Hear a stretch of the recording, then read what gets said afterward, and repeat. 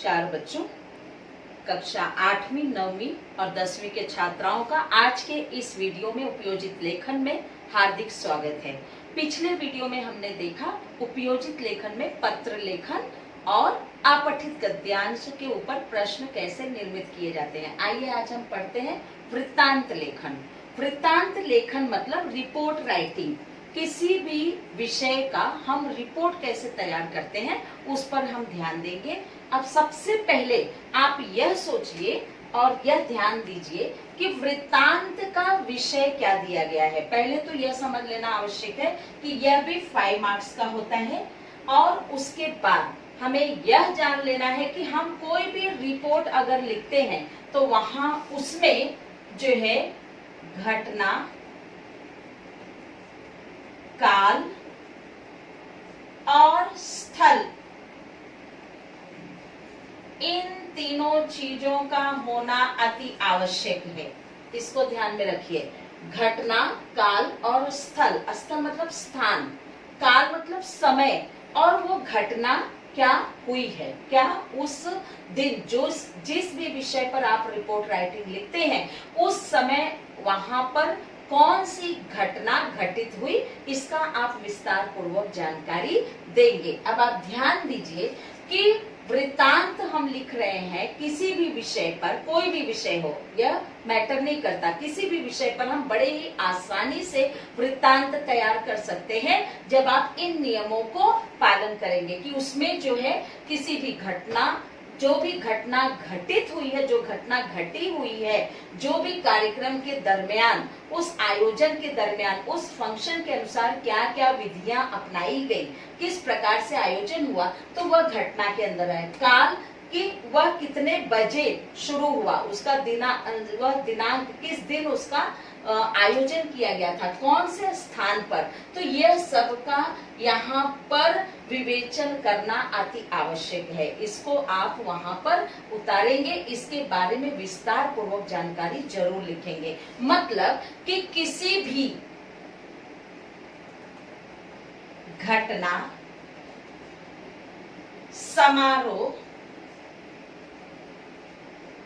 या कार्यक्रम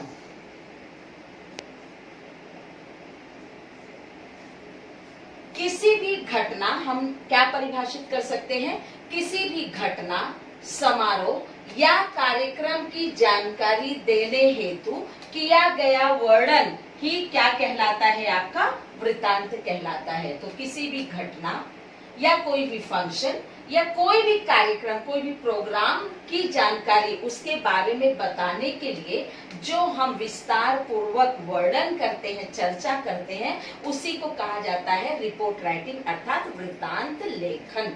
तो आइए अब वृत्तांत लेखन करते समय हमें किन बातों को ध्यान में रखना है, इसे जान लेना आवश्यक हुआ है, सब आवश्यक है।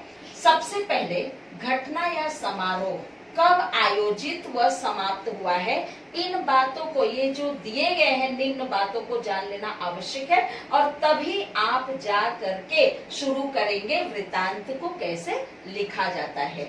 इसको आप ध्यान में रखिए कि वृत्तांत लेखन हमेशा आप ध्यान ये रखिए 3 से 4 परिच्छेद में होना चाहिए।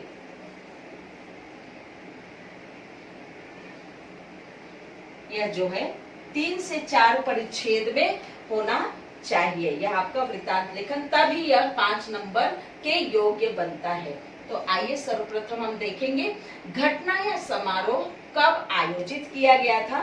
जिस भी विषय पर, चाहे आप शिक्षक दिवस पे लिख रहे हैं, बाल दिवस पे लिख रहे हैं, वृक्षारोपण दिवस पे लिख रहे हैं, या पारितोषिक वितरण दिवस पे लिख रहे हैं, या किसी गांधी जयंती पर लिख रहे हैं, किसी भी मुद्दे पर अगर आप वृत्तांत तैयार करना चाह रहे हैं तो उसके लिए सबसे पहले आपको जानना जरूरी कि घटना या समारोह यह कब आयोजित किया गया था और कब समाप्त हुआ है, इसके बारे में। फिर किस स्थान पर आयोजित किया गया है, वह स्थान कौन सा है, आपके विद्यालय के प्रांगण में या कहीं पर विद्यालय के बाहर कोई परिसर या कोई ग्राउंड या कोई उद्यान उसके लिए उपलब्ध कराया गया, या किसी हॉल में आपका यह फंक्शन हुआ है, तो यह स्थान आप जान लेंगे कि कहाँ पर वो आयोजित किया गया था।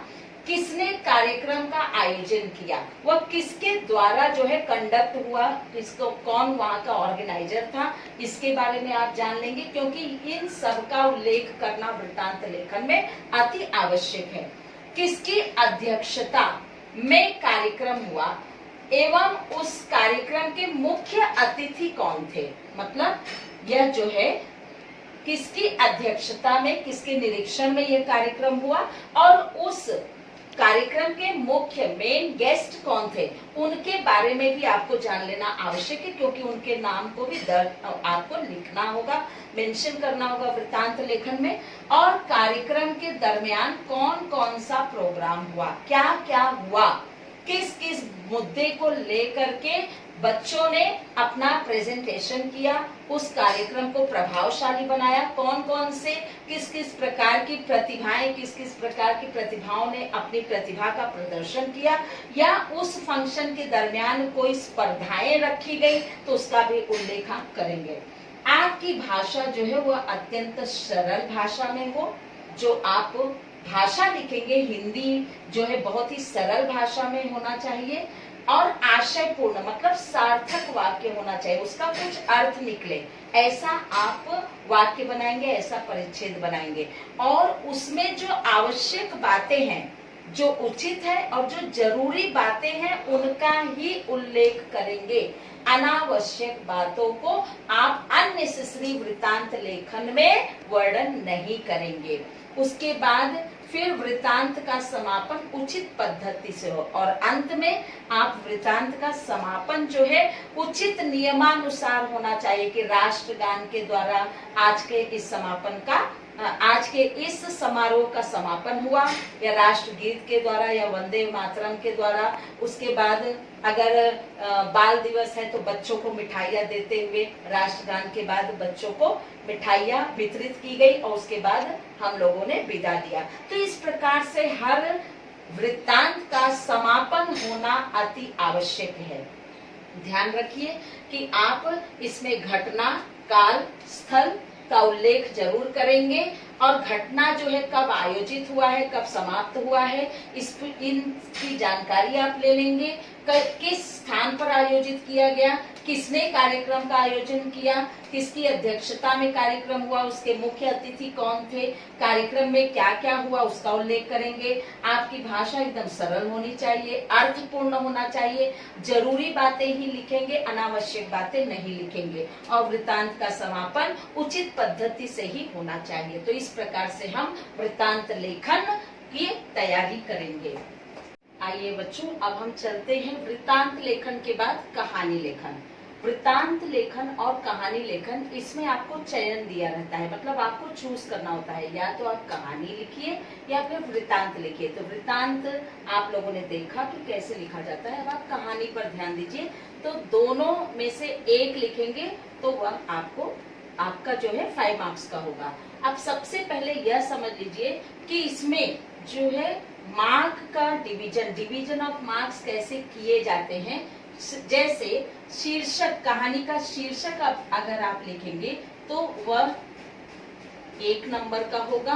कहानी विस्तार पूर्वक अगर आप लिखेंगे, जब लिखते हैं, तो वह जो है 3 अंक का होगा, और सीख जो है यह होगा आपका 1 अंक का। तो इस प्रकार से 1, 3, 1 मतलब टोटल 5 मार्क्स का यह पूछा जाता है।